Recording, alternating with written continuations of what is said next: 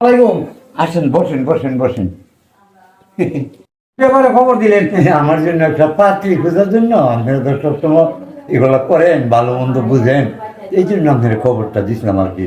বুঝলাম না, এই বয়সে বলে বিয়ার পাত্র দেখতাম, জানি না বড় লোক মানুষ কি এর থেকে না কি করলে করতে পারে। ও গা এটা অত তো কই আমার লাভ আছে? আমার হলো টেহার কাম, টেহা পাইলে আমার চলবো। দেখি দেই লাগাই, যদি বেশি কিনু কইতে মানে বিয়াটাও ক্যান্সেল হয়ে যেতে রেখা। আমার একটা বিয়া থাকলে কয়টা টেয়ার কাম হইব, এটাই ভালো আমার। ঘটক সাহেব, আপনি কি ভাবতেছেন? ও হ্যাঁ, না কিছু না, আলহামদুলিল্লাহ আলহামদুলিল্লাহ।